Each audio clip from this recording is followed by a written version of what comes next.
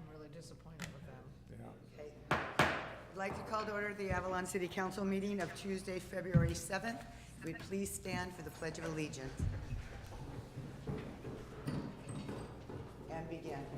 I pledge allegiance to the flag of the United States of America and to the republic for which it stands, one nation, under God, indivisible, with liberty and justice for all. And if we could please have a few moments of silence for Jesse Lomeli and Kim Kelly.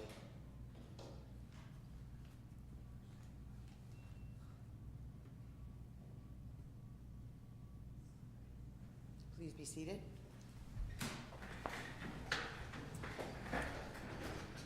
And Mrs. Hart, when you're ready for the roll call.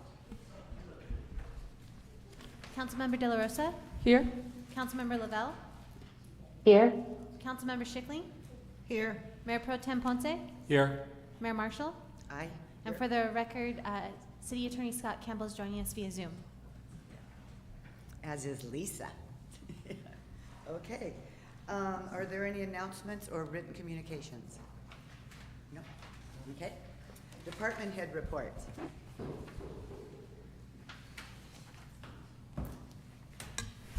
Good evening, Bob Greenlaw, Director of Public Works. 5 items tonight. Presentation on the Casino Way Arch. Scheduled for tonight, I was going to present the PowerPoint of the Casino Way Arch, but due to receiving some needed information at the very end of last week, we're going to postpone that until the next council meeting. But it'll be a more robust presentation with that information. So thank you for your patience on that. Number 2, the skid steer for the wastewater treatment plant. An item tonight that we have on our consent calendar. I just want to make sure that you're aware that we're getting a replacement for the skid steer at the wastewater treatment plant, and that's a used one. Okay, and then I also want to give you a heads up that we are also in the process of looking to get authorization to get a procurement of another skid steer, and that would be for operation and maintenance, and that would be a new one. And so one is for the plant, that will be in the solids pit. That's why we selected a used one, but it'll still give us many years of useful life. It doesn't move very much, but it moves in a very harsh environment out there, okay? And then the new one is for operation and maintenance. So that under that set of circumstances, it's a small piece of equipment. It will have all the attachments to do the things that we're doing right now, be in a small footprint, and it'll assist us in doing things like cleaning up Pebbly Beach Road when we have to open that up. So it'll have all those attachments, a broom, a breaker, auger, all of those things that really make our public works forces, which are very efficient now, even much more efficient. So just giving you a heads up on that, so added some clarity. The pump out float. So the harbor and public works crews are continuing work on the pump out float. And right now it's occurring on the land by the casino, and that's to provide the support infrastructure, so the sewer, potable water, and electrical connections, reworking all of those. So we have the old float out right now, and the new float is going to be launched on the 17th. It'll actually be launched and put on a temporary mooring until we get it moored permanently there, and that would happen in the very near future. One of the things that we found when we were doing that infrastructure work was that there's a force main that the pumps pump into, and then it goes uphill. The pumps pump it uphill, and then it goes gravity down St. Catherine's Way. There was a big calcification in that line as we were opening up. We put our camera down it, and it was a significant amount of feet in that line. So that's what the work you see us put up along the wall next to the casino. That's what we're doing right now. We're pursuing that. So in conjunction with launching that float, last meeting you approved float 5 and 5A to be rehabilitated. So those are coming out. They're going to be sent over to the Avalon Boat Yard. So they're being taken and put on a temporary mooring on the 16th, and on the 17th, they'll be taken out of the water for a few weeks. So they'll be stripped down, they'll be repainted, and then they'll be looking at structural repairs around it, and then put a new layer of outside plywood on the marine plywood on the vertical edges of that to protect that up. So is the mode shift. The final report is now scheduled for the next meeting, and that'll finish up that project. Okay? Any questions? I just had one about a saltwater leak that's up on Whitley. Are you guys looking at that? 'Cause Yes, and that's on our schedule, and that's the priority leak to fix. But it was things like the force main that got in the way of that not getting done this week. Okay, because So I live right down the street from that, and it's starting to come up in the middle of the street now, and I'm like, are we gonna have a sinkhole? So, and if there's fines coming up with that, you see a lot of mud and fines going down the gutter pan. That tends to be more of a concern than just the salt water itself. So it's definitely on our list, and it's the first one that will get done. Okay, when good. We get out there, okay? All right, thank you. And I had one other question. I had an inquiry by a resident. So there's, I don't know what you call them, if you call them culverts or whatever. So behind, would it be, I guess it's the one that started like behind, when we went through that deal with, where Kirk Cameron lives and Yes. behind him, and Yes. there's that, okay. Yes, And then- behind the condos there. Okay, and then all the way down,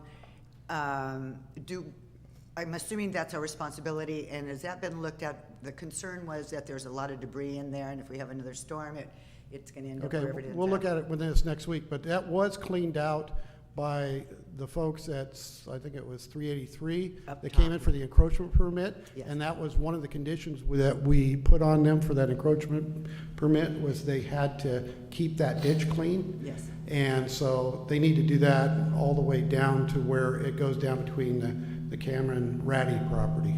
They're- Okay, but I guess this person's concern is all the way down, as you get closer to Crescent. Oh, okay, because it goes onto the street from that point. It goes off those property, then we don't have any storm drains in the street until you get to the bottom of the street, and then they start picking up into inlets. Okay, And that's most of our communities like that. okay, because like where Belcitos live and who else lives? Where Paula Patterson lived, there's that Okay, hillside. so then that's one of the main drainages in between Marilla. the other side. But that's the other I'm sorry. side. Yeah, okay, so that's the one she was concerned about, if we've taken a look at that and cleaned that up. that's- Yes, we have, and one of the things that I haven't found an easement for that property, so that's really on private property, and we need to work with those property owners to have them keep that clean, and there has been, some property owners have built, out sheds or whatever Right. next to it, and we need to get those abated and get that cleaned up, because Okay. all you need is a significant flow in there. All of that debris will wash down, and the problem when it Yes. washes down, it goes underneath the Portofino, the old Portofino. Okay, There's a channel under there, just like the Pancake Cottage. We have channels under buildings. Right. And so we need to make sure the water flows without debris in it. okay, yeah, thank you, Mary, for Yeah. clarifying that. Yeah, because I only know that because You live there. yeah, so it goes behind my house, Right. and I went out on the breezeway and I heard this water running and I'm like, what, is there a leak somewhere? And then I looked and I've lived there for 16 years. I have never seen water going down there. I was like, this is so cool. Yeah, oh my gosh. But Okay, yeah, that- I didn't even think about the debris in that Yeah. end of it. Okay, So, thank you. yeah.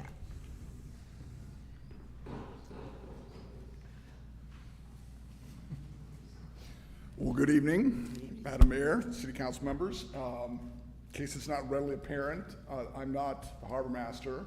My name's Kevin Schmidt. I'm the Assistant Harbor Master at Avalon. So here's what I have for you tonight. Since our last report on January 17th, we've taken in 215 vessels on the moorings for a total of 1,760 nights. We wrote a citation for registration. We've warned 14 individuals for possible municipal code violations. We helped out Baywatch a couple times. We've also provided public assistance about 51 times. Those include tows, clearing wrap-ups, a few other things as well. We've done 209 security patrols of the harbor facilities.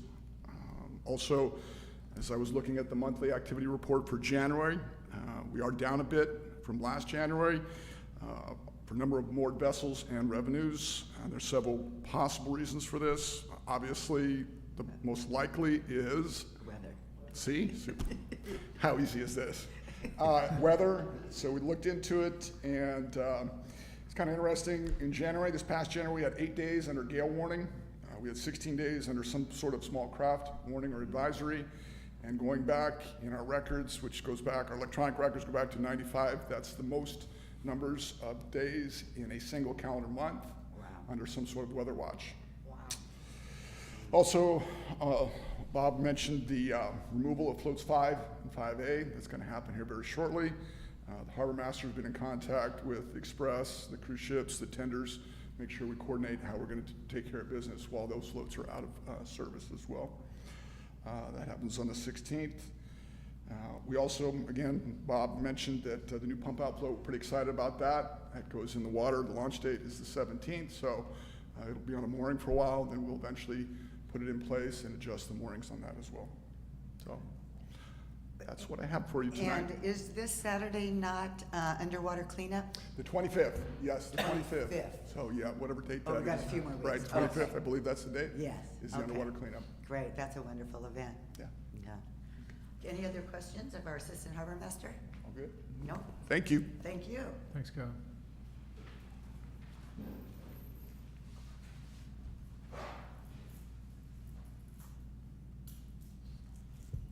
Good evening, Mayor, City Council, City Staff.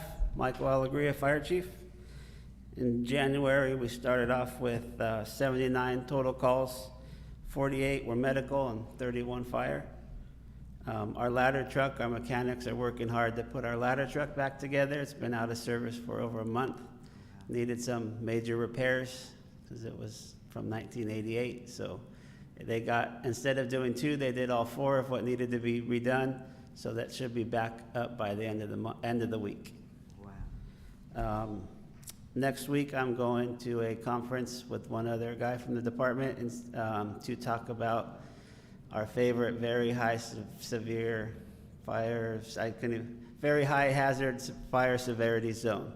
So it's going to be about doing brush inspections and all the new changes that are coming out with that.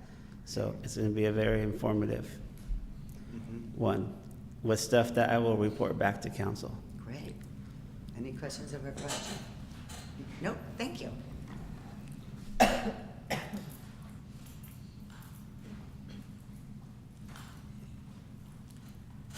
Evening, Mayor, council members, Sergeant Grayson Klein, Avalon Sheriff Station. Since our last meeting, we've had 41 calls for service, 124 self-initiated observations by deputies, 23 citations, and 3 arrests, 2 of those being drunk in public. Since then, we've had the incident up on Wrigley. That's still pending in court. We have a preliminary hearing Friday in Long Beach, and the suspect is being held in county jail on a $150,000 bail. Wow. And it's been a slow season, slow for us right now. Everybody's ramping up, getting ready for summer, and that's all I've got for you. No, that's great. Any questions? I just have a comment. It was really fun finding out what was going on a cruise ship in the Caribbean to see what was going on here. It was just bizarre. Well, that was the first incident that I've had out here. We've had many over town. We conducted a debrief with the city manager and with all parties involved, and I've got to say it was one of the best operations that I'd been a part of. How quick we all got together with the chief, setting up command posts, working in a unified command, getting our SWAT 32-member team over. I mean, it was absolutely textbook, and we debriefed it. We looked for a little improvement, so we could do better next time.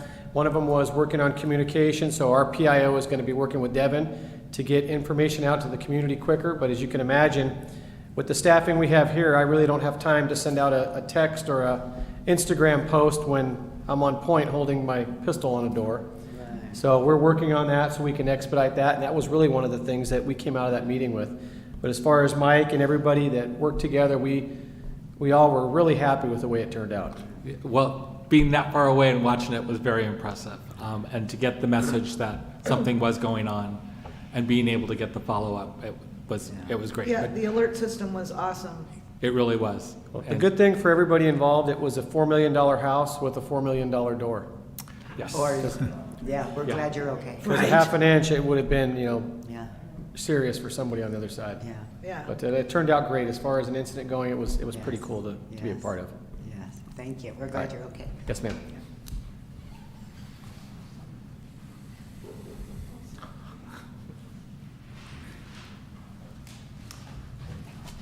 Evening, Council. Matt Baker, Finance Director. I just wanted to let Council know January was the first month of using our new online website for reporting and paying TOT, ad tax, wharfage, and harbor use fees. Definitely pleased with it being the first month, but we're also open to any public feedback on maybe tweaks or changes we can make to make the process smoother. We have some ideas kind of on our side of things we can do to improve it, but if the public does have any feedback, Finance would be happy to hear their thoughts on that. So you can see Council might have some feedback, but you can also email the department at finance@cityofavalon.com. I just want to say I did my TOT today. It was so easy. The first time I tried to do it, it didn't let me know that I had done it. I didn't get but this time everything came back, got it.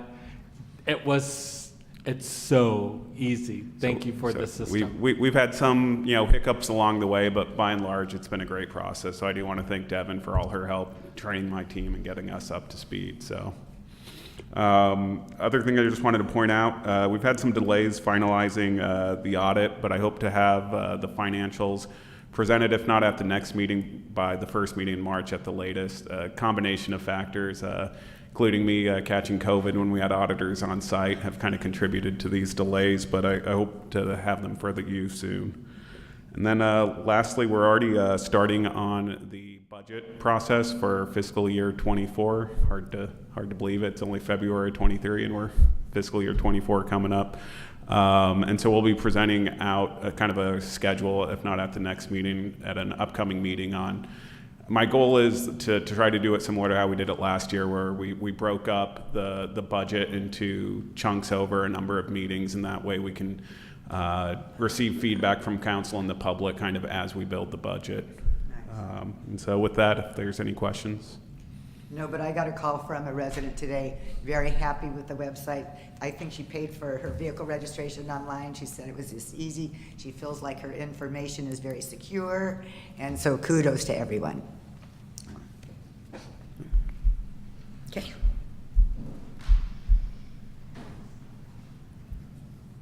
Good evening, City Council and Mayor. January 17th through the 19th, we had a high school preseason lacrosse tournament held on Joe Machado Field. There were 5 teams from Sherman Oaks into the Orange County that all participated.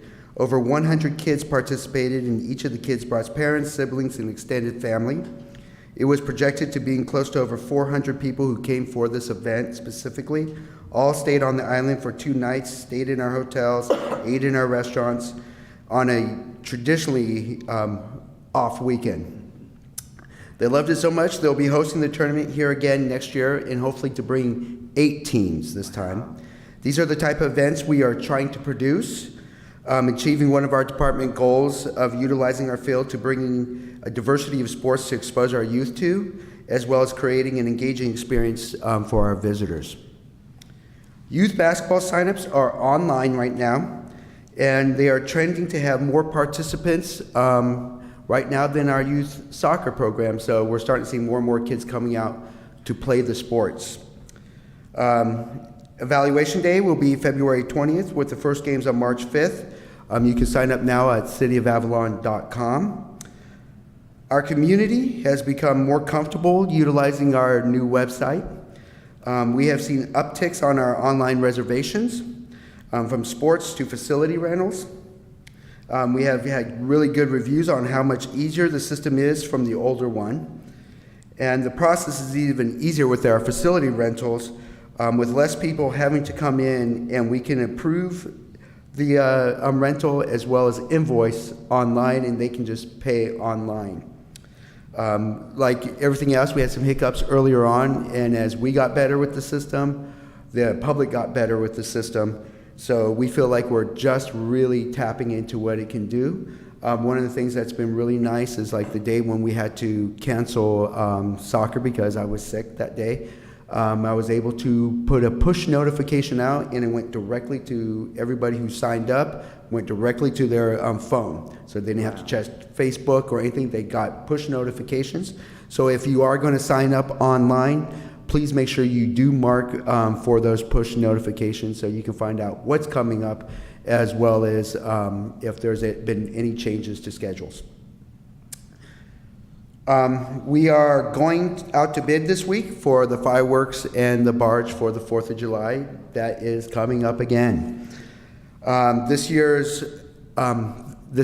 theme we're looking at being Green Island in a Blue Ocean, creating a sustainable future.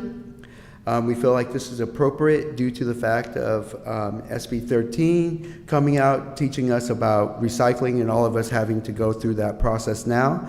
This will give us also an opportunity to continue to educate our community on this.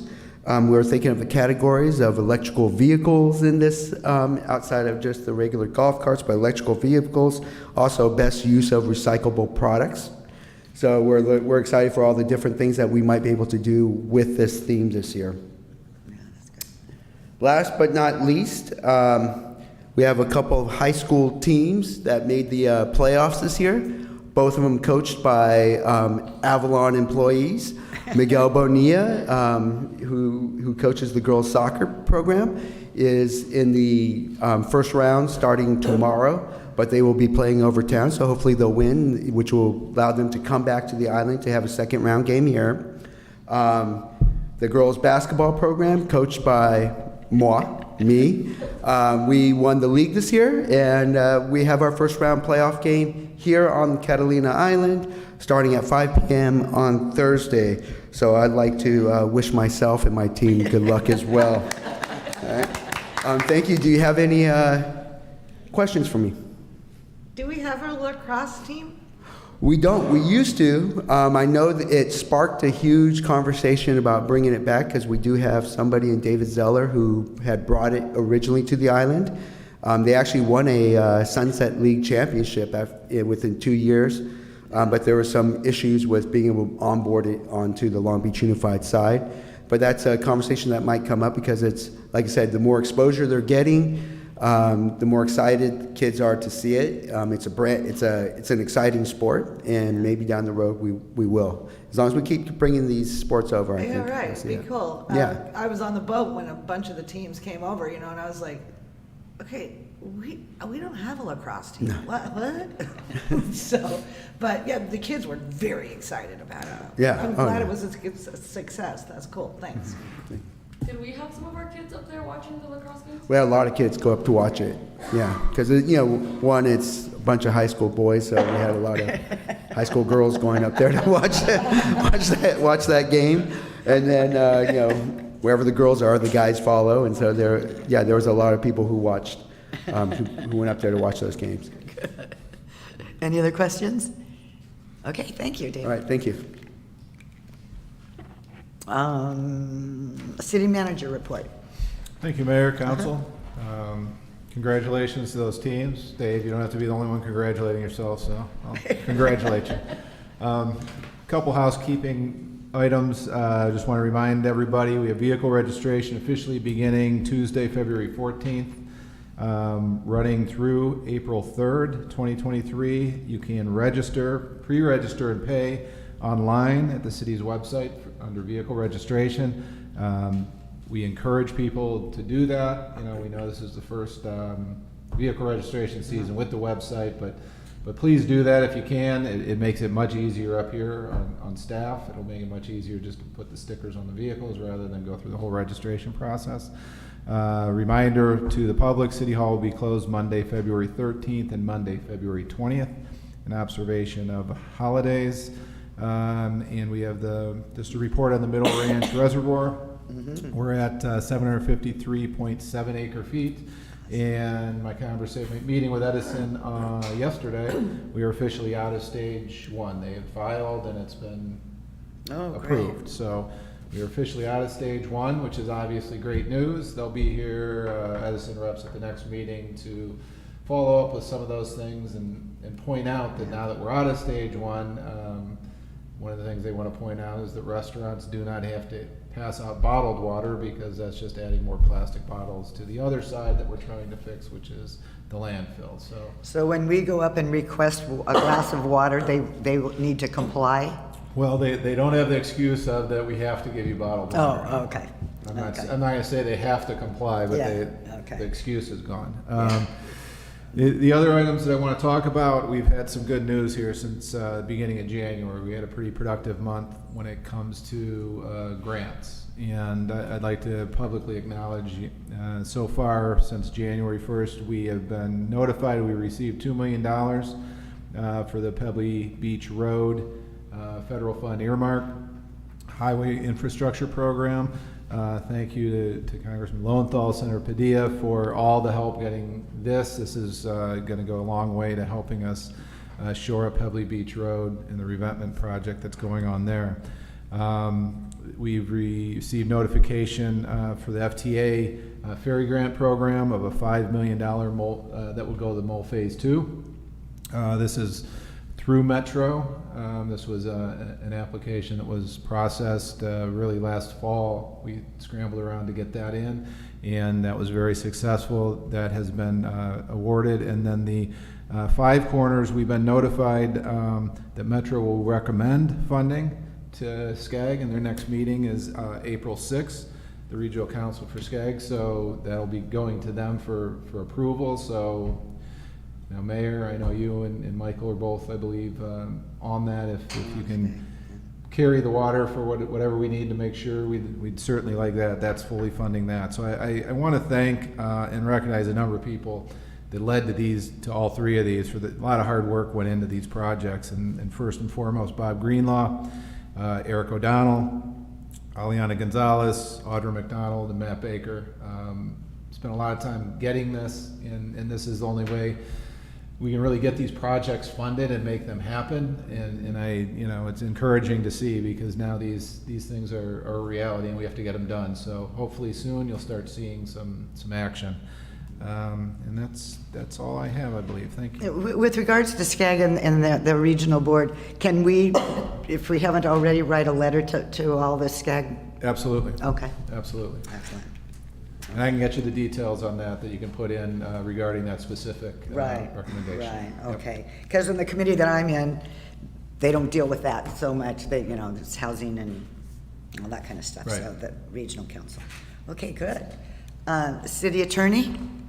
Yes, I attended the Independent Cities Conference in Santa Barbara this weekend and had a lot of time with Supervisor Hahn, who was very, very pleased that after all the redistricting and matters that she still kept Avalon. She was very, very pleased about that.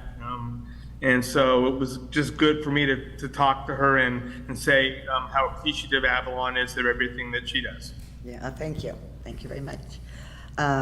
Council member reports. Wait, Devin, did you have anything that you want to talk about? No? Okay, I asked you earlier, but, okay, council members? I'll go. First, I have a question, though. Am I allowed to say anything about Edison and Stage 1 water? Scott? Yes, you can make a brief comment. Okay, I was just gonna say, if anyone in the restaurants is listening, in Stage 1, they don't have to serve bottled water. The thing of Stage 1 is, do not just automatically put water out, only give customers water upon request. And you can give them tap water, or you can choose to sell them a bottle of water, but it's not mandatory. In Stage 2 and 3, that's when it was mandatory. So Yeah. anyway, restaurants, you don't have to do that. Thank you. Thank you. You're welcome. So anyway, I went to, Yesenia and I both went to the League of California Cities New Mayors and City Council Academy. And it was very cool. I learned a lot. Like, for example, did you know we are not required to say the Pledge of Allegiance at the beginning of the meeting? It's cool that we do, but it's not a requirement. I always thought it was a requirement, but it's not. And you were talking about the budget and all that stuff. I actually attended a seminar, they taught us all about budgeting and all this kind of stuff. So I'm like, yeah, good, you're on it. You're supposed to be, yay. Careful, I'm dangerous with knowledge. And then Mike, you were talking about the high fire and stuff like that. One thing that I did, because there's a lot of, they encourage you to mix and mingle with people from different areas, and there were some legislative people there and all that kind of stuff. And I kind of made it a point to seek out information and find people that can help us zone us so that we're not high fire, so that we can maybe get the insurance levels down in this town. So Yeah. I got a lot of feelers out there, you know, so we're starting to talk and people are like, oh, okay, so maybe I can help there, because we have talked about that before. And then they were talking about in the planning, in the very beginning, they were talking about cities and planning and stuff like that. And one statistic I found was incredibly interesting, because we kind of have a problem with it, is parking. And they said over there, it's like 8 spaces per car. If you consider where they drive to and where they park and all this kind of stuff. And they also said that, and I'm sorry, Avalon, paid parking is the wave of the future. But, you know, that'll be discussed later. But, you know, so anyway, I found it very interesting. I learned a lot of stuff, and I'm motivated. If that's a deterrent to walking, knowing they're gonna have to pay something, yes, because we discussed that a number of years ago, I think, so. Right. Yeah, Right. okay. So that's about it for You're me. gonna make a comment, Michael? I'm gonna wait until Yesenia Oh, okay. talks about going to. So yes, of course, I also did Cal Cities with Mary, and what I love about the conferences, and I think I may have said it already, is just the networking and being able to see where every other city stands and how we can either learn from them or piggyback from things they're already doing. And sometimes, you know, we get so used to what we're doing, it's nice to see outside of our box. And one thing that stuck out to me, that one of our, was it the city managers and councils, was, I don't think we've done it before, but it's like a legal way for us to do team building within ourselves. So that's something that I would want to look into. It's pretty much like a regular meeting, and you put it out to the public, and if anybody wants to watch, they can watch. So that's one of the things that I really wanted to get into. And then I also I had to do contract cities as well on the same night, but it was too far away, so I ended up having to be on the phone the whole time during one of our regional dinners, and I felt really guilty about that, but it was a 2-in-1 thing, and I got it done. That happened to you last time you went over for something. You had to do Yeah, that, luckily enough, right? last time I was able to Uber right over and did both, but I had to zoom in, and I was able to have dinner with Mary and a bunch of our other SoCal regional members. But then I also attended our DDT Zoom meeting with Lisa. And it was nice to see that, I know they're still doing a lot of research, and it was a little discouraging to hear, but there's a lot to be done still. And here I was, you know, going in there all half glass full, not realizing all the work that needs to go into it. But it was nice to see how many people are still involved in trying to solve this issue for us. Yeah, that's great. Oh, and I forgot a couple of things, before you. So Lisa, I also found a contact for you, a possible contact for you for broadband issues. The guy was very, very interested, so I will give you his card.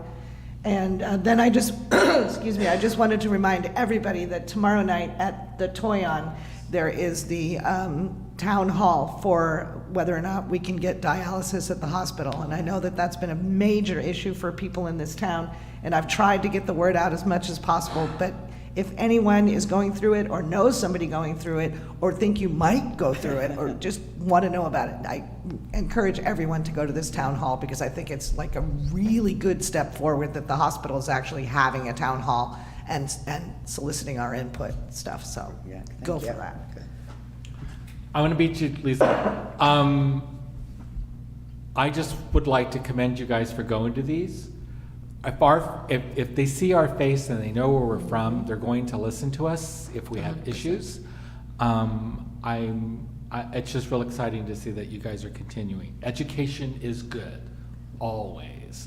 And broadband, I was supposed to attend a Zoom meeting with Cal City's Policy Committee on Community Services, but I tried on Thursday. I registered on Thursday to make sure that it worked. And when I went to get on it on Friday, nothing. But then I was on a cruise ship, but it would not let me get into anything on Friday, which is fine. I just watched it rain in Mexico. But it was, but no, anytime that we can get ourselves in front of different organizations, that's always the best for us. So I commend you guys for going. Thank you. Thank you.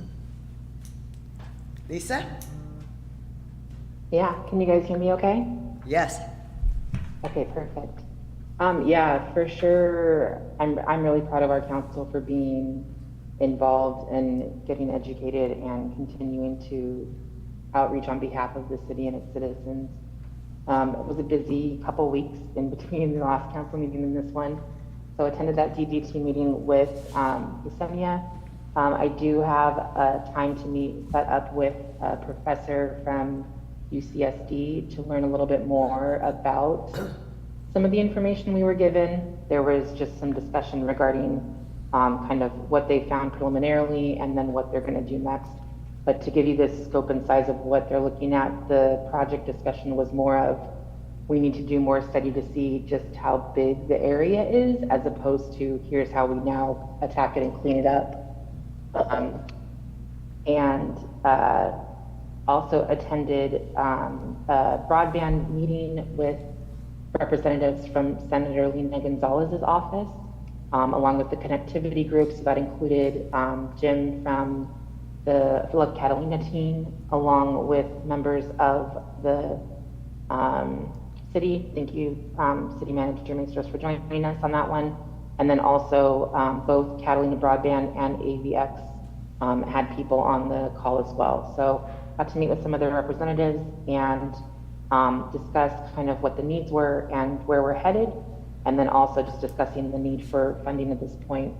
To give you guys a heads up, just in case you had not seen it yet, Catalina Broadband did provide an update that they're doing fiber to the premises for business addresses first, and then we'll be doing residential addresses soon. And then also that they've increased the microwave capacity, so anyone that already has service with them has now received double the amount of capacity and speed that they actually had previously without any increase in charge. And then they are actively also working on that undersea fiber project, and as is AVX. And so hopefully we'll hear back on some of those grant applications in the next 3 to 4 months is what it sounds like right now. And then we'll see where we go from there. Attended the Gateway Cities COG meeting. Just a heads up, the executive director, Nancy, is going to be retiring at the end of June, at the end of the fiscal year. So if you know of anyone that is interested in becoming the new executive director for the Gateway Cities Council of Governments, that position is open. Applications are now open and will be through the end of this month. And then we'll be going through the hiring process for that. We did get a really interesting update on the USC neighborhood website. The only bummer about that, and especially with USC being so integrated into the island for 4th of July celebrations and with the USC Radio and Marine Institute, is that the study didn't include Avalon or Catalina. So hopefully someone from USC is watching this, and I would love to outreach to the people who actually put it together. It's a really amazing site, but it breaks down population and need regarding a number of different services and areas. So I'll send you guys that site so you can check it out and post it a little bit later this week as well so everyone can see it online.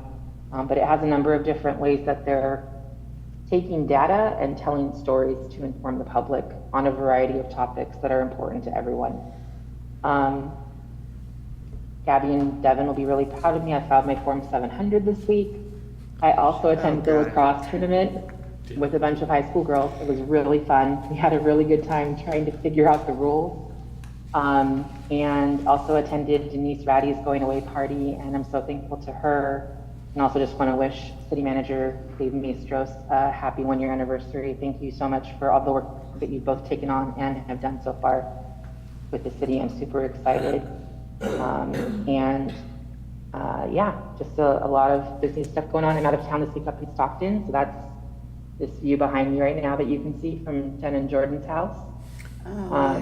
Just helping out for the week while Jordan's out of town, but they send you guys their love and hellos, and that's it for me. I can't believe the kids aren't in the back waving or just doing something fun. They will be soon. They're actually at a friend's house right now. They gave us a friend helped out for a couple hours while Jen was gone and I was on the call. Okay, sweet. Hopefully by the end of the meeting, you'll get a little wave hello real quick. Okay, thank you. Be safe up there. Just a question.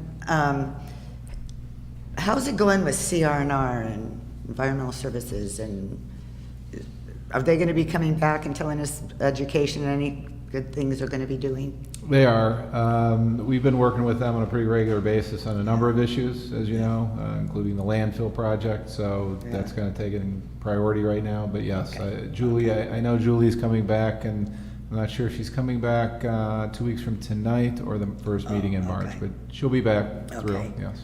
Okay. Did we get those stickers? Did she deliver the stickers? Are We they do. available I don't know here? how many we still have up front, but we do have them here. Oh, Okay, okay. cool. Okay. It was funny. I'm trying to find recycle bags for that little teeny thing, and I go to Chet's, and Lisa's mom was there. And I said, do you have any recycle bags? And they go, we bought some, but when they opened them up, they were already decomposing. What? I know. And somebody else said they got and bought them, and they were all shredded up. So Lisa's mother was kind enough to buy me some on Amazon because I didn't know how to do that. And I'll pick them up on Monday or on Saturday. But anyway, so somebody out there, Vaughn, somebody needs to get us some recycle bags, Right. compostable bags. Right? Yeah. And I tried to buy some larger ones for, my garbage can. Right. For my recyclables. Yeah. On Amazon, it says cannot ship to that location. It's like, there's no lithium battery in there. I mean. Oh my gosh. So I'm gonna call customer service and say, can you override that? I want these bags. Right, exactly. And when did you say Josh Lowenthal was coming to town? March 11th? It's March. Oh, March. I'll have to Okay, get you a March. date. Okay, Yeah, we're okay. It's in March. We'll send Okay. that out as soon as we get the itinerary. Okay, I'm sorry. So, the city manager and Sergeant Klein, Principal Emma Piguero, me, and the judge met last week to just talk about issues and kind of with the larger issues of what's going on. And I think it was a good conversation. The judge was very interested in getting involved because when you talk about consequences for adults and children, there really isn't much going on. So we'll report back more, but I know one of the attorneys that was there was going to look at wobblers, because if you give somebody an infraction, that's a citation. But if you write it down as a misdemeanor, then it goes over town, and most of those are being dropped by the DA. So we're trying to, and one of the things that Mrs. Piguero said, the main one is minors driving vehicles. And so you stop them, and so we're all going to be working together on this and seeing what we can do to kind of put some meat into some of the infractions that are happening in Avalon. So that was very good. And I was on the SCAG call, and the only thing that I can say is they're always talking about the same thing, and it doesn't seem like it includes Avalon at all. And I keep thinking, where are we missing the boat? So I'm going to meet with the city manager to see because there's a lot going on in those meetings, and they talk about planning grants, and they talk about they can provide some staffing and some assistance, and I think we need it. Because I hate to think that we're missing something, and a lot of it is based on population and a lot of that. But again, our name's not on, I mean, they're happy to see me at the meetings, but it's like, okay, what do you got for us? So we really need to get them involved to help us with information and planning grants and that kind of stuff. And especially now, I mean, we're very short-staffed. Everybody's working double duty, and it's, for those staff that are here, I appreciate the fact that you're working so doggone hard to keep the city going. Anyway, that's all I have. So it's time for oral communication. Is there an opportunity for people to address the council at this time to discuss items that are not on the agenda? You will be limited to 2 minutes, and no action will be taken. I have one comment online. Hello, and thank you to the Avalon City Council members and city staff. My name is Brandy Keith, and I am with the South Coast Air Quality Management District, part of the geographical outreach team serving the South Bay. I'm commenting today to announce that LA County Supervisor Holly J. Mitchell, who represents the county's 2nd district, has joined our agency's governing board. Supervisor Mitchell was sworn in on Friday, February 3rd, replacing Supervisor Sheila Kuhl, who retired from the Public Service and South Coast AQMD's governing board at the end of 2022. In addition to Supervisor Mitchell's swearing in, Friday's board meeting also saw the reappointment of environmental and land use lawyer Gideon Kharkov and Orange County Supervisor Andrew Dew. Please Please feel free to reach out to me at bkeith@aqmd.gov if you have any questions or would like to know more about the South Coast AQMD's governing board. Regards, Brandy L. Keith. Thank you. Okay. Are there any presentations? Oh, yeah, we're still, I'm sorry. Missed that one. I'll be brief. Good evening, Mayor and Council. Just give you a little update on some things that are going on via Love Catalina Island. Our quarterly marketing committee meeting will be taking place February 16th at 11:15 a.m. That's open to all interested folks. That's in the Founders Room of US Bank. We're working hard on 2023 events, including an annual Shred Day for all of your post-tax filing documents. A beach cleanup day, again, like you joined us last year, we'll be doing, again, going down to White's. We're working on planning for Pride Celebration 2023. We've just reached out to the city to put our heads together on planning a job fair between now and the start of summer season, because like City Hall, we're all struggling for staff. And we are also hosting a mixer together with the Catalina Island Company at the Golf Gardens on the 16th, 6 p.m. You can come sharpen your golf skills. And we're working on various fixers to include Serve Safe and beverage service training, again, between now and summer. Our new website, we're coming along right behind the city, should be live by the end of the month. And our annual publication, the Pocket Map, the narrow brochure size map, we're opening sales on that tomorrow. And so that kicks off at 10 a.m. tomorrow.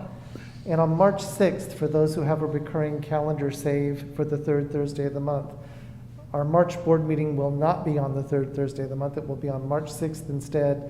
And it's going to be a board training session and a closed session. So it will not be a regular public meeting this one time in the year. The visitor counts reporting is running way behind.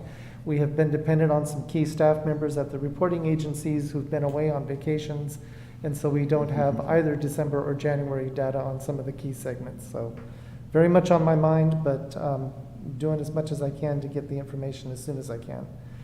And then on a very personal note, I spend about 2 hours in the morning every day and an hour usually in the evening walking my dog. And I am finding a lot more trash out in the community. I generally have a trash bag with me, and I've been filling a kitchen-sized bag every day on my walks. And I just like to ask the community, please pick up after yourselves, pick up after others, and don't litter this beautiful place where we live. Well, it's interesting. I was talking to somebody today, and they said, oh, as I was just picking up a couple pieces of trash, and they go, oh, but the town looks so much cleaner now. I don't know where you're walking versus where she's walking, but. Well, I choose a different path every day, so I'm not picking up the same spots. So you're the one, but yeah. you're the one cleaning it up. Thank you, Jim. Thank you. And are you going to be contacting the school about the job fair as well? I mean, getting them involved in that? Yeah, okay. Okay, perfect. All right. Hello. Paul Birchall, Avalon Library. I just want to take a minute or two and talk about some of the programs I've got coming up this next month. Most of these are courtesy of our very gracious and generous friends of the library group. Thank you. They are keeping us entertained and educated at the library over the winter.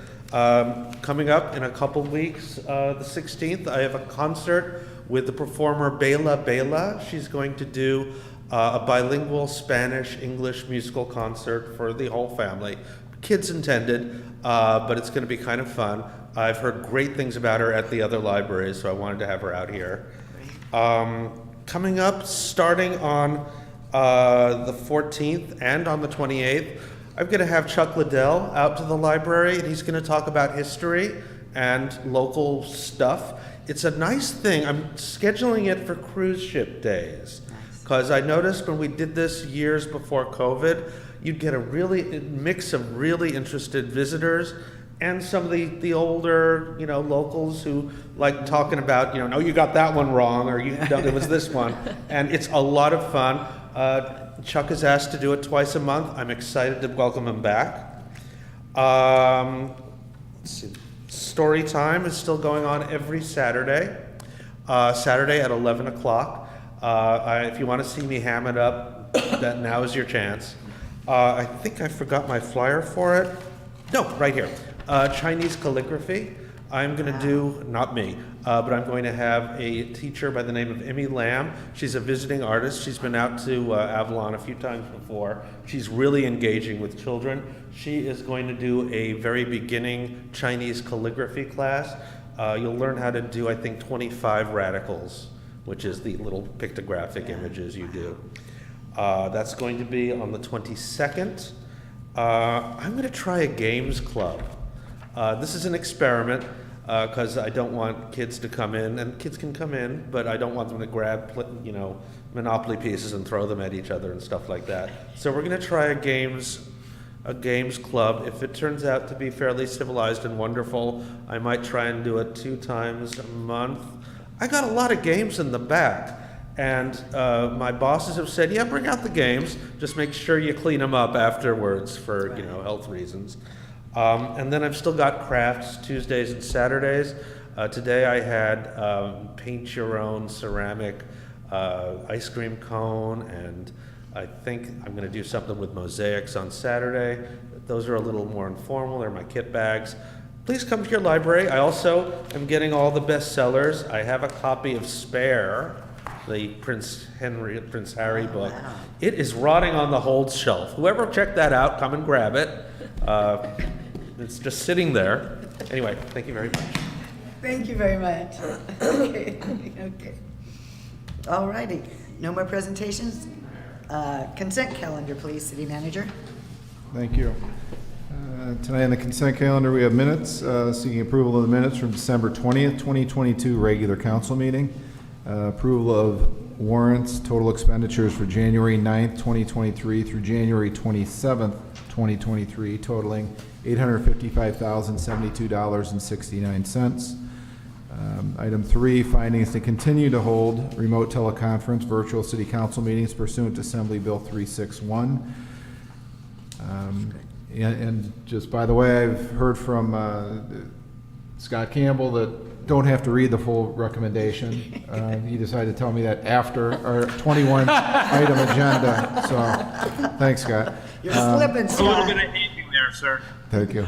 And then item 4, adopt a resolution accepting the fiscal year 22-23 first quarter treasurer's report and fiscal year 22-23 second quarter treasurer's report. Item 5, the purchase of the skid steer for the wastewater treatment plant. This is, as mentioned by Bob Greenlaw, authorize the city manager or their designee to procure a used skid steer that meets the required specifications outlined by staff for a total not to exceed $66,500 pursuant to the city's purchasing policy. Finally, item number 6, the harbor patrol boat engine replacement. Authorize the city manager to approve an expenditure for purchase of a new Volvo D3 200A engine package for patrol boat 1 per the city Avalon's purchasing policy. Okay. Are there any questions? If there's not, is there a motion? I'll make a motion to approve items 1 through 6. I'll second. I'll second. Okay, Yesenia beat you, Lisa. Okay, and call for the vote? Councilmember De La Rosa? Aye. Councilmember Lavelle? Aye. Councilmember Schickling? Aye. Mayor Pro Tem Ponce? Aye. Mayor Marshall? Aye. Item number 7. Here it comes now. Item number 7 is fiscal year 23 mid-year financial results and proposed budget amendments. And Matt Baker will be here. We'll be seeking or asking council to receive the report for the mid-year financial results for fiscal year 22-23 and authorize the proposed budget amendments as outlined as Exhibit A in his report. Okay.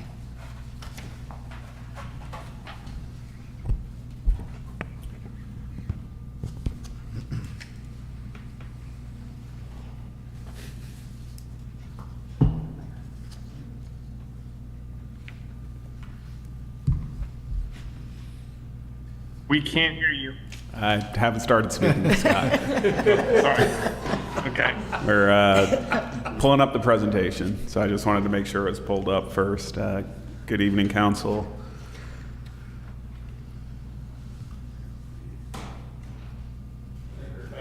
Yeah, I think I'll drive.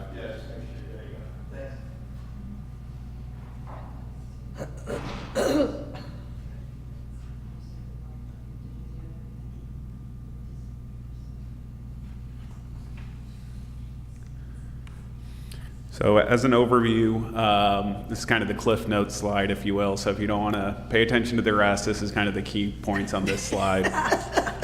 So in summary, the operating revenues are on track to exceed our budget estimates, and that's largely due to two revenue sources, one being TOT and the other being cruise ship wharfage, and so I'll go into detail on those. The requested budget amendments were primarily related to increasing or to reflect the restoration or the request to restore staffing and services not to the pre-COVID levels, but closer to the pre-COVID levels. So we did have a number of departments request additional staffing, and we'll go into more detail on those numbers, but Public Works was one where we are requesting 2 additional full-time maintenance workers, and we went in Public Works from 21 FTEs down to as low as 14, and we've slowly been building that up, and so right now I believe we're at 15 full-time equivalents in the department, so we'd be bringing that up to 17 compared to the pre-COVID 20 or 21 that were in that department. Just some cleanup items on some of them related to community services. Previously, during the first half of the year, we presented to council a request for a not to exceed of $50,000 for the new Christmas tree, but we didn't include a budget amendment with that request, so that's included in the mid-year budget amendments as well. And this one did include a budget amendment, but we did amend the budget for recreation earlier in the year to increase funding for Joe Machado Field to make sure we got the required maintenance needed to maintain the warranty there. A couple larger ones that I just wanted to call out here in the beginning, and I'll touch on them again later in the presentation, our general liability insurance premiums and litigation-related expenditures did exceed kind of where we had budgeted them to be. So every year in the budget process in April, I get the best estimate they have is what our general liability property insurance premiums are, and that's what I use to develop the budget.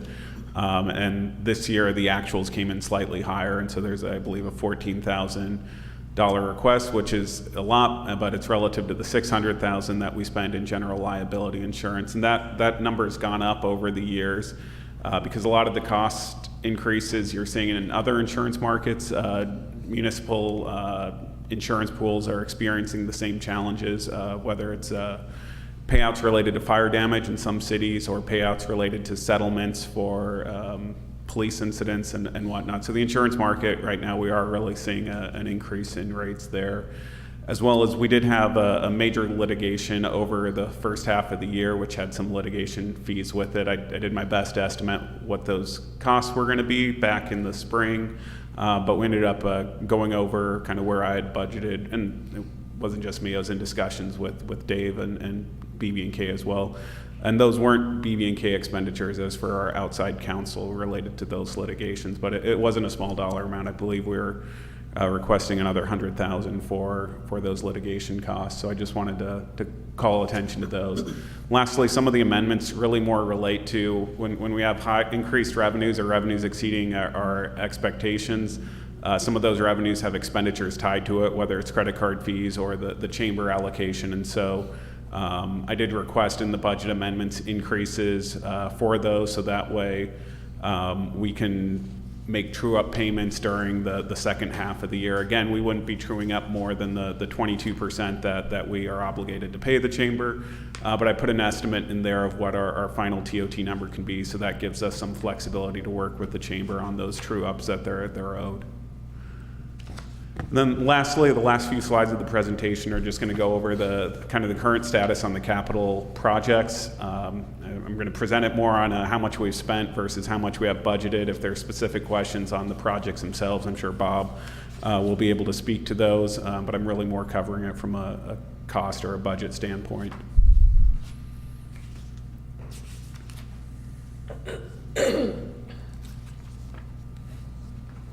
Maybe that's the whole presentation. Good job.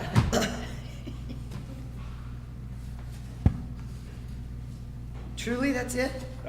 No, he can't get into advance. Oh. I'm trying to get the slides to advance, and I'm struggling. So All that right, is very good. here we go. So this is a breakdown of the general fund. This reflects activity as of December 31st, 22. Revenues generally exceed 50% at the mid-year point, and that really has to do with the seasonality of when we receive revenues. But interestingly, it's become less extreme over the last couple of years, and that's because we've seen growth in a lot of months, but our spring, April, May, June, in the last couple of years in particular, have seen strong months. And so whereas we used to be, say, 60% of our visitor-driven revenues by December 31st, now it's more 55% or there. So, but we usually do see revenues over the 50% mark at mid-year, and this year is no exception. And so the far right column, that's as a percentage of budget. So you can see for TOT, we are 84% of the way there with 6 months to go in the year.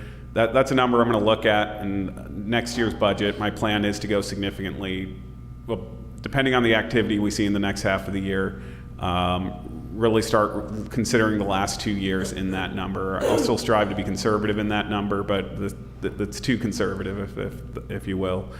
Other thing just to point out, property tax, we only have 8% collected. That's to be expected. Most of our larger property tax payments come in the second half of the year, so nothing out of the ordinary there. On the expenditure side, generally, we're less than 50% at mid-year in a lot of the categories, and that tends to be with the timing of contract services. So a lot of times we won't, say, receive the sheriff's contract for December until January, and so those payments for December fall into the second half of the year. One thing we did differently this year, and so if you look at comparisons, our labor is going to be slightly higher at mid-year, but that's because we elected to pay the entire unfunded pension liability at the beginning of the year rather than divide it up over 12 months. And so that is a larger expense the city has, and so paying it all up front, there's some advantages as far as savings for the city to do so, and that's why we elected to do so this year, but it does skew comparisons. And the other thing I just wanted to point out in the next slide, when we're going to show fiscal year 21, just from a comparison standpoint, the first half of fiscal year 21 was fairly significantly impacted by COVID, so that would have been July to December of 20. And so when you're looking at the comparisons year to year, they're a good guide, but every year there's something different that might skew the numbers. But in general, we're on track to exceed our revenue estimates and in line with our budgets for expenditures. So again, this is the comparison where we're looking at the prior 2 fiscal years. So just a couple that I wanted to highlight on. If you look at TOT for hotels and vacation rentals, I mentioned last year was a record year, really an unprecedented record year for TOT. And we're on track right now to match, if not exceed, those numbers. We've seen some softening in November, December as far as TOT numbers, but there's weather and other factors, and those are our smaller revenue months anyways. So depending on how the second half of the year, I thought last year was an impressive bar to set, and we're right now, we have a good chance of surpassing that. Then the bottom half is a breakdown of operating expenditures by department, so this wouldn't include any capital outlays in those numbers. So you can see law enforcement, we're at 32.4% of the budget for the year. That's because we don't have November or December in that number. But otherwise, you can see most of the departments around 50%, Public Works being at 60%. There are a lot of contracted services in that one that we're close to 80%. We do have some budget amendments, but some of it's just due to kind of the timing of when we have some of our expenditures there. So I am keeping an eye on it, but there weren't too many budget amendments within there to talk about. So this is kind of a breakdown of the transient occupancy tax, and this is as of the December 31st, just so we can compare it back to the previous tables. But what I went ahead and did, and I pulled the numbers as of yesterday, as of February 6th. And so you can see in the bottom right-hand corner, if we look at where we're at year to date versus where we would expect to be based on the budget, we're 1.1 million over the budget. So if all we did was meet expectations, again, expectations in the budget, we went with 5% over our pre-COVID high. So when we built the budget, we were trying to treat last year more as an anomaly, and we looked at kind of the pre-COVID high and said, what would 5% say growth on that be? And we're well ahead of pace with regards to TOT. And similar with vacation rentals, it's a similar breakdown, but we're about $500,000 ahead of schedule, if you will. So we're in really strong shape as far as TOT. TOT reflects half the general fund's revenue source, and so for both of those to be up and up by that amount, it really sets us in a really good shape. And both those numbers are before the allocations to the chamber. So then this next slide is a breakdown of the operating expenditures by type and department. And so there's a few on here I wanted to call out because we have some budget amendments related to them. So again, looking at the fire department, looking at salaries and benefits, they have a large UAL payment, and a lot of that, over 50%, is really tied to the fact that we paid 100% of the UAL. That's unfunded accrued liability in the first half of the year. Public Works, similar, there's a fairly substantial UAL payment, but we were also requesting 2 additional FTEs that I mentioned previously, and their time would be split between the general funds, Public Works Department accounts, and the Harbor Public Works accounts. On the maintenance and operating expenditure side, as far as budget amendments, we are requesting $25,000 to the storm drain account, or storm damage account, excuse me. We had some storms early in the year that required some significant cleanup along the roadways, and so last couple of years we actually hadn't had a ton of charges to that account, but I think a lot of that had to do with the availability of our crews to do some of the cleanup and the nature of the damage that was caused this year. The damage required it required us to seek some contractor support, and so we are requesting $25,000 to help with some of the storm damage cleanup. In addition, we're looking for $15,000 for training for the fire department. A lot of the training budgets were slashed pretty substantially during the COVID years, and while we did increase the training budgets to more align with pre-COVID budgets with the adopted budget, we wouldn't necessarily have the funds to provide training to all the staff that have likely not received training in the last several years because of the cuts. So we tried to budget it more like it was a normal year, but given the need within the departments as well as the revenues available, we thought it was prudent to at least ask for an amendment for additional funding for training. And similarly, our fuel costs, like everyone knows, our fuel costs have gone up, and so the amounts we budgeted for fuel right now, we've spent about 2/3 of the budgeted amount, but we have half a year to go. And that's largely due to the increased fuel costs. So we're looking for an additional $8,000 for the fire department and $10,000 for Public Works for fuel costs. The last one that I didn't mention on the beginning is we did receive $25,000 in donations for the Outrigger program. And so when we receive a donation, we want to report to council when we receive them, but we'll also adjust the budget on the expenditure side so you can see. So the donor can also see where those funds are going as well. But we did receive a donation for that purpose, and that's why we're requesting the amendment for the Outriggers account.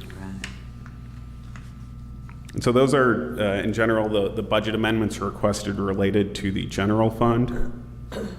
Switching gears to the Harbor Fund, you'll see a summary schedule similar to that of the general fund. On the left, or the second column, is the fiscal year 23 budget.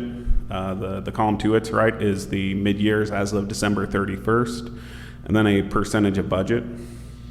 This is looking at the Fund 103 activity, so that's the operating activity within the harbor.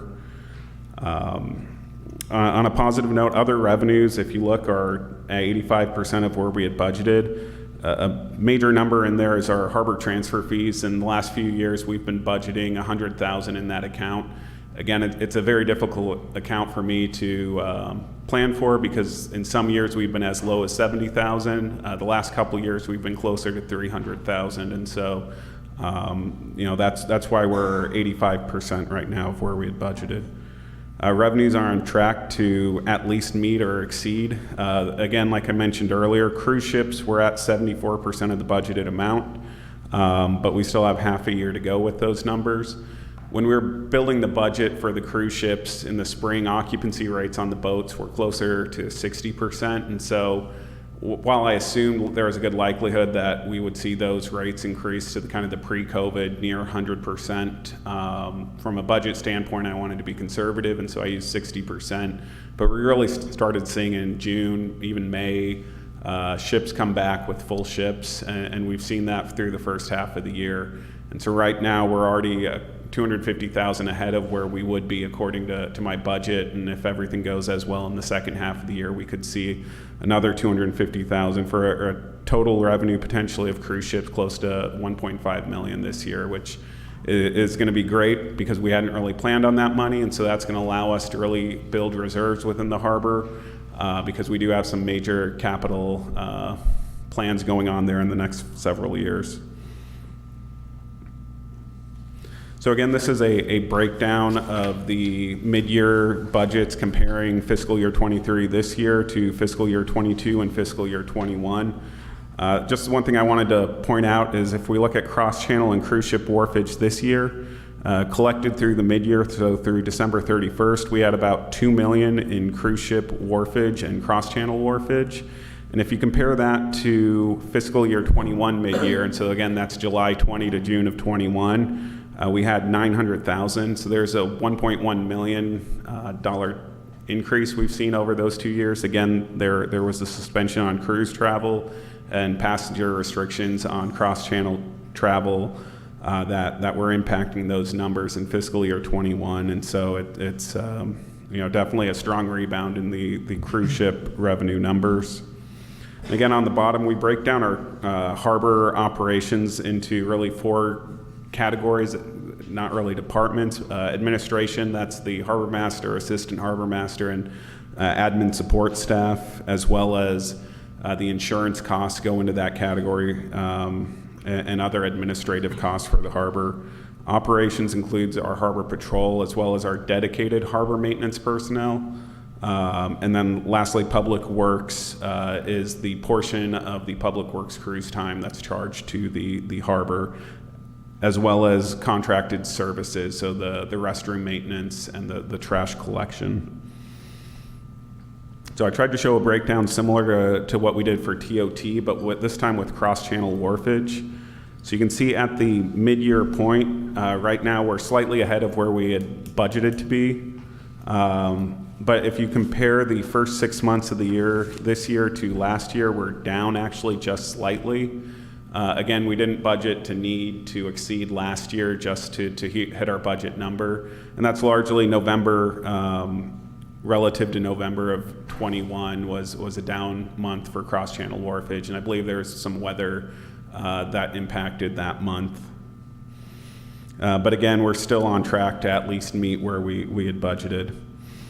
And then, as mentioned before with cruise ships, we were really planning on 60% occupancy based on the cruise schedule, but we've seen near 100%, and so that's really why we're seeing that exceeding our budget estimates. And so next year when we build out the budget, we'll likely change that estimate, just given how strong the occupancy rates have been in the first half of this year. So then on the operating expenditure side, we did include in the proposed amendments for harbor operations for labor an increase in FTEs of 0.4 in the current year, but that would potentially be a full FTE in future budget years. So I just wanted to call that out. While the dollar amounts in the amendment reflect what a new hire would be for mid-February to June 30th, if we were to approve that amendment and hire that additional person, it would be our expectation that full-time equivalent would be included in future budgets. And again, that would bring the harbor patrol staff closer to the pre-COVID numbers, but I believe down slightly by a half an FTE, still with that additional 1 FTE. We also did include a budget amendment request for increased insurance premiums. Similar to the city's general liability insurance, insurance markets just kind of across all categories have been higher. So I need to do I had budgeted a 10% increase, and we actually saw closer to a 20% increase in our harbor insurance premiums. And so that's something we'll want to keep an eye on, but it's not an issue really limited to Avalon. It's more of an industry challenge. We're also requesting a budget amendment for additional funds for training. We're happy to report that we did send two Harbor Patrol, Kevin, the Assistant Harbor Master, as well as a Harbor Patrol Supervisor to get EMT training over town. But we wanted to provide additional funds if there was other training opportunities, as those trainings ate up a good chunk of the training budget. We also requested an amendment for $30,000 increased credit card fees. We've seen more, and this is probably not unique to the harbor, but we've seen a greater switch over to more payments by credit card relative to cash. And so even though our harbor revenues maybe haven't increased or by 50%, more and more people are paying via credit card rather than cash. So we've seen a noticeable increase in what we pay in credit card fees, and so that's the motivation for that increase there.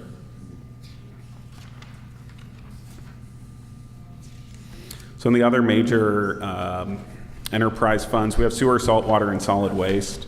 All three of those, what they have in common is they're really heavy in the contract services. So we contract out the wastewater treatment process as well as the trash collection services. And so if you look at the contract services in the far right, you'll see all three are 33% for the year, and that's likely because the November and December payments hadn't been processed as of December 31st, but we expect those to come in at budget. There weren't any requested budget amendments for any of these funds, but I just wanted to provide this breakdown. As you can see, they're more or less kind of in line with where we would expect them to be. So for the internal service funds, there's three different ones. And again, just as I guess to educate the public, this is how we allocate and make charges for times that benefit multiple funds. So for example, finance does payroll services for the fire department as well as for the harbor. And so this is how we allocate finance's time to both those departments, is through an internal service fund. So the nature of activity that's in our general administration includes our elected officials, our general legal services, administration, finance, as well as kind of general government, which a lot of that is the maintenance and operations of City Hall, kind of fall into that category. The other internal service funds are insurance and vehicle maintenance, so that's our garage mechanics and rent up at the garage and supplies for servicing the fleet up there. So I already touched on insurance, but as you can see, we're at 98% of maintenance and operation, and that's really largely tied to our insurance premiums, and they came in $14,000 over budget, and that's why we requested an amendment there. And on the contract services, that's really where our additional litigation expenses fall under, and so that was the litigation services that we had over the summer for the case that went to trial. And so we do have budget amendments requested for both the insurance premiums as well as those litigation expenses, but no amendments requested within the garage. So going back to general administration, we do have a few budget amendments there. There is a budget amendment, and it has to do with the separation of employees. We had it previously budgeted. There was a payout, but the employees stayed with the city, and so we didn't move the budget amendment into the current year. So those are monies previously included in other operating budgets, but not in the current year budget. So that's why we're requesting an amendment for that. And that's a payout based on the MOU and the contract that employee had. We also are requesting an amendment of $15,000 for some additional website upgrades. And so what those, there's some features and capabilities that we looked at with the website that we wanted to have, but we wanted to at least roll out the website and get to this point. But some of the features that would be included in that upgrade would make it possible for us to potentially do business license, not only the business license application side of things, but also business license payment. There's some nuances with how we do our invoicing for business license that really it'd be a manual process with the website as it currently is. most of that budget amendment request would be a one-time in the setup. There would be a recurring fee, but it wouldn't be as much as the 15,000. But we are requesting amendment for some additional website upgrades.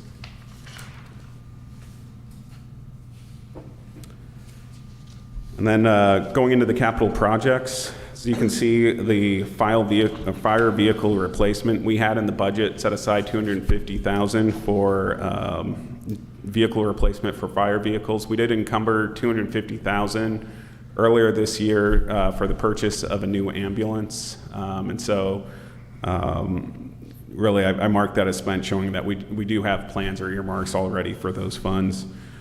City park improvements, we did receive a grant, and Dave is working with a number of city staff on a variety of projects, and we expect most of that spend to occur in the second half of the year. There was some permitting that was tying up some of Dave's ability to spend money, but he assures me he has no problem spending money. Joe Machado Field loan repayment, we still have, I believe, 2 years left paying off the initial field costs there. And you can see there's nominal spend in the various categories. Some of them I would expect, say Crescent Avenue, Hillside, significant spend in the second half of the year. But some of the projects, particularly ones where we were actively pursuing grant funding, that kind of slowed some of the spend on our side as we were kind of waiting to see the outcome of those grants. So while we might see some spending in the second half of the year with those projects, depending on timing, a lot of that budget may roll over into the next budget year. In the Harbor Fund, there's already movement underway on floats 4 and 5, but as of December 31st, we did not have any spend on those floats. Green Pier repairs, I would expect to see spend in the second half of the year there, as well as the improvements to the Harbor Master building. The pump out dock is nearly complete and ready to go in the water. I think they're just putting the finishing touches on that. And you can see from a spend standpoint, we've pretty much spent everything we needed. It's now just city staff manpower, but you can see we did go slightly over budget for that project by about $5,000. So we had budgeted $215, and the final cost ended up coming in at $220. But we have some projects that went in under budget, and so that's how we're able to do a budget adjustment without requesting an amendment for that project. The biggest one is the Korea Mall Phase 2, and again, that one we're kind of seeing where we're at pursuing additional grant funds, and I'm sure there'll be more information to come soon. Casino Way arch improvements, as of February 3rd, that spend was up to 50-some thousand, I think 53,000. And so it's going to probably come in close to, but it might be slightly under that budgeted amount. There's, I believe, one invoice outstanding, so I'm not entirely sure where that one's going to come in, but it should be close to budget, I would expect. Other than that, there's some additional planned spend. I would expect to see significant spending in the underground fuel take in the second half of the year. But similar to the general fund, unspent amounts will likely be rolled forward into next year's budget requests. Before you go, if you don't mind going back a little bit, I think you kind of, the fuel dock rehab, what is that? I believe that was monies for to look at engineering to see if additional support was needed. Okay. Yeah. So I think there's a study, and we were looking at whether we needed to make some structural or support changes to that. Bob or Dave could probably speak to the project better than I can, but That's good enough. we just really haven't had any spend in that area.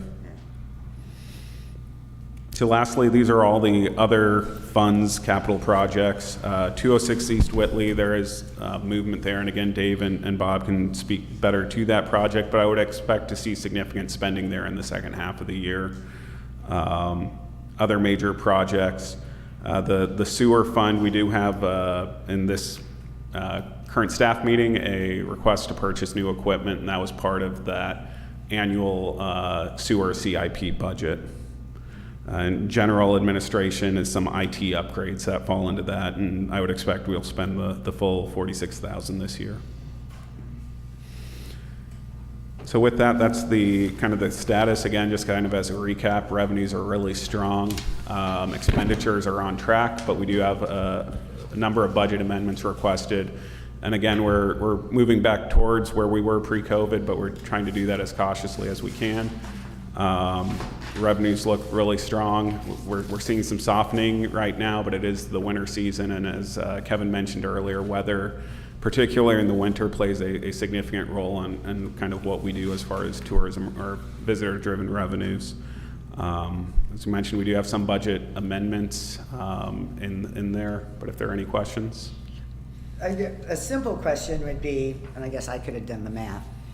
If you look at, you add up all your budget amendments, the increases in those, versus how much more money you think we're gonna get, what's the bottom line? Our revenues right now exceed the budget, or the increases in revenues we have exceed the budget asks. No, I totally get that, but by $200,000 or $300,000 to the good, I mean, is it, you know, because it doesn't, the amount of money you're looking for, it doesn't seem like that much money. The amendments don't seem like much.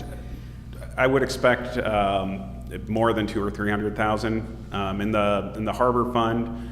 If we're up just looking at the cruise ship, if the second half plays out, that's $500,000. I believe if you add up the requests in the harbor, it's $150,000. Yeah. Okay. Yeah. If that. Yeah.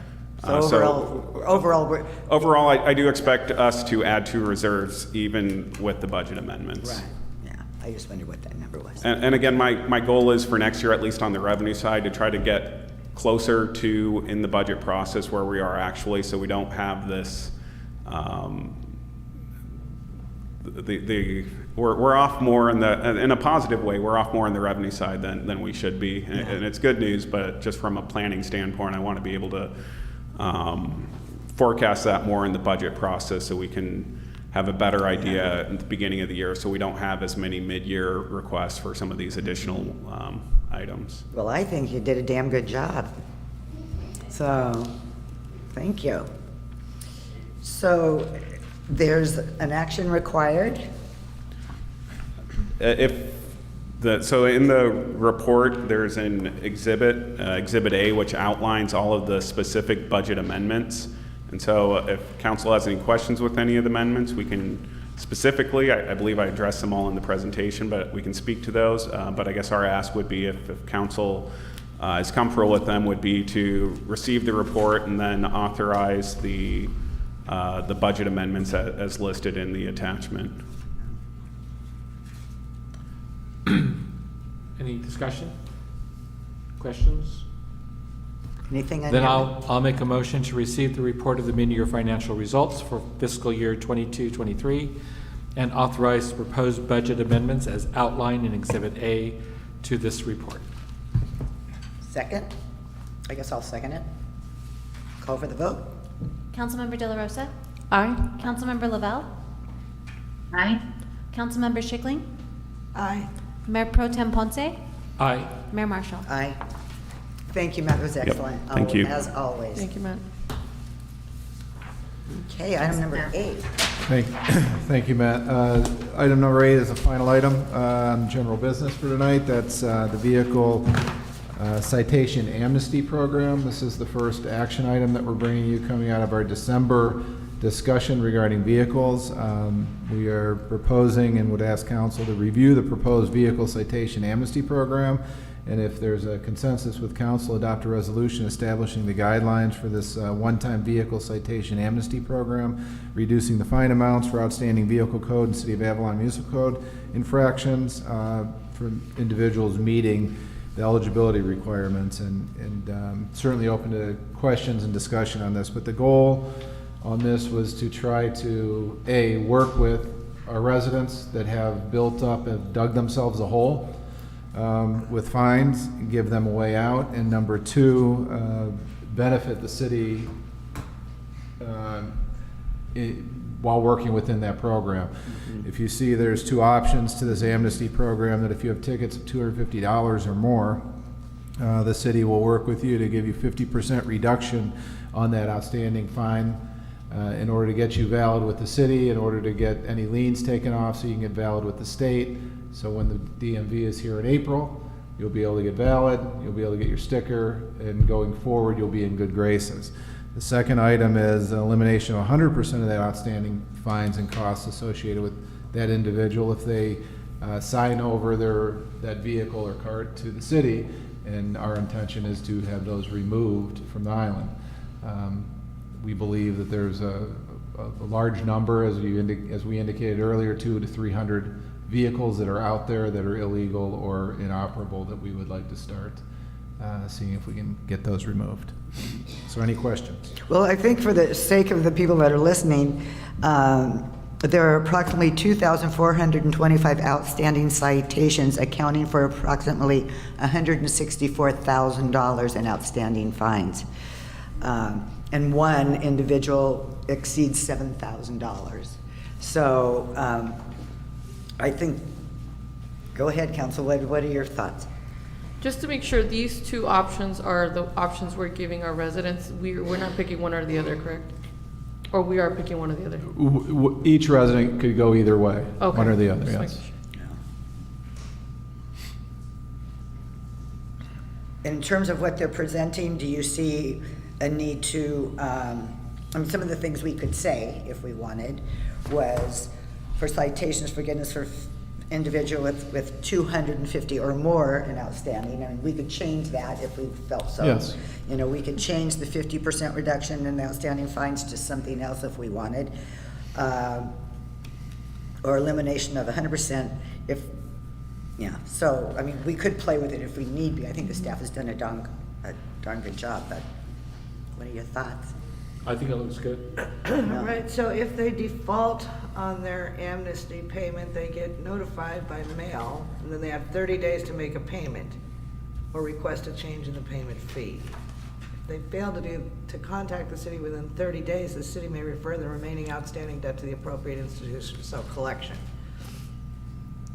And so why haven't we done that before? It sent people to collections. Well, we have, I mean, right now we have, I think that's part of the hole that gets dug, because we do refer them, so it gets flagged on their DMV ability to register their vehicle. So if you go there, the DMV will say, well, no, you can't register with the state until you pay up your fines and costs. And the number's so high, so they don't register at the DMV. And then they don't register at the city. And Right. then they just collect tickets and eventually get to the point where they're just getting tickets and not taking any steps Yeah. to correct it. So steps are taken, but you know, Right. that's why we think if we give this opportunity to come clean, hopefully people Yeah. take advantage of it. No, I think it's a great idea, but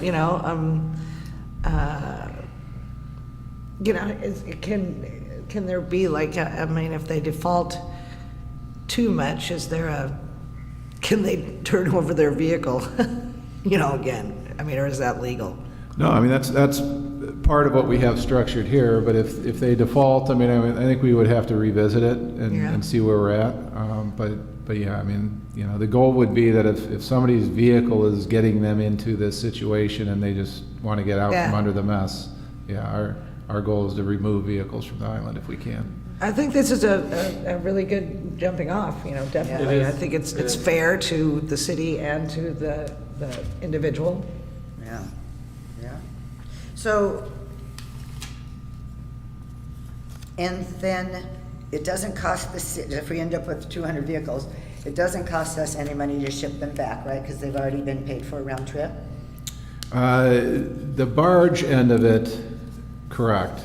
We might run into our end user, so to speak. The scrapper at the end that gets these. When they're full-size vehicles, there's some value in those. When they're golf carts and they're mostly plastic, there's not a whole lot of value in those. So we'll have to work that out with them depending on what we're sending over. But you would imagine any full-size vehicle that pretty much those would all be scrappable. There's no reason to try to resell them here to make money for the city? No, I would expect they'd be scrappable, Pretty much yeah. And that would be taken on the other end. The golf carts, we might have to pay somebody to take those on the other end. We'll Do put we that in the have, budget for I'm next sorry, year. question, No. do we have a plan on how to track the mail, because I have a feeling they're gonna come back saying, I never received anything. So I wanna make sure that we can go back and say, yeah, we mailed it out at a certain date.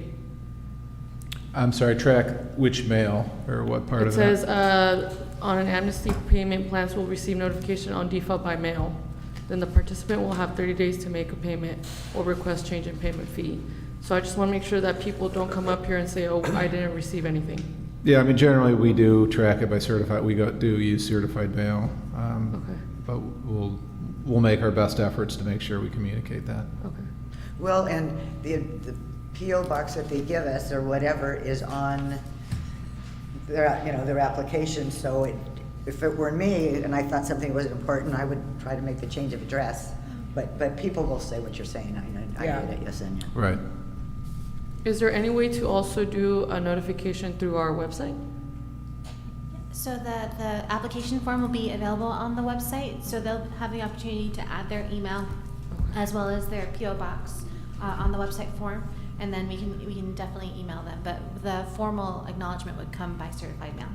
So we really don't have, are we still kind of antiquated in our system of how everybody's registered?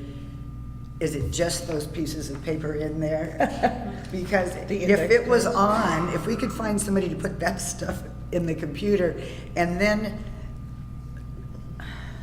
Mayor Marshall, that's actually part of the website upgrade budget amendment that you all just approved, is we're Okay. going to build out an API system and transfer our vehicle database from that server, that really slow computer Port Rocio has to Right. use, onto a cloud-based system. So you'll be able to look up your registration information remotely. we're still one more step though ahead of just the pieces of paper that are in the file cabinet. There is something in the computer. Yeah, it's like a half step. Yeah, okay, good. Wow, well, I think it sounds good. Anybody from the audience want to comment?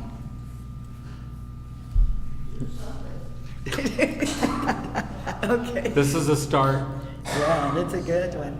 And is anybody chiming in? Okay. And then we're gonna get the information out, how? We have a press release ready to go after just pending council approval, Okay. and then we have a news blast that'll launch on the website, and it'll include a link to the application. And then we're also going to create collateral for code enforcement to distribute. So probably in the next 60 days, whenever you get a ticket, you'll also get a notification, a little pamphlet that yeah. says there's a citation forgiveness program. Good. And then we're going to try and target some of our high volume offenders and let them know about the program and how to participate. Right. And of course, it's in English and Spanish, they just push the button. Excellent. I think it's wonderful. Cool. I think proceed. Yeah, please. Adopt a resolution establishing guidelines, and the guidelines we want are the two that you've listed here. Is that good enough? Thank you. Is that a motion, and we need a second? I'll second. Okay, motion is second. Call for the vote if no further discussion. Councilmember De La Rosa? Aye. Councilmember Lavelle? Aye. Councilmember Schickling? Aye. Mayor Pro Tem Ponce? Aye. Mayor Marshall? Aye. And I'm sorry, Lisa, did you have any comments? You all covered my comments. I'm really proud of this program and thankful to city staff for putting it together and excited to see it make some positive changes. Yeah, great, thank you. Okay. If there's no further action, we'll say goodnight to Tony and meeting adjourned.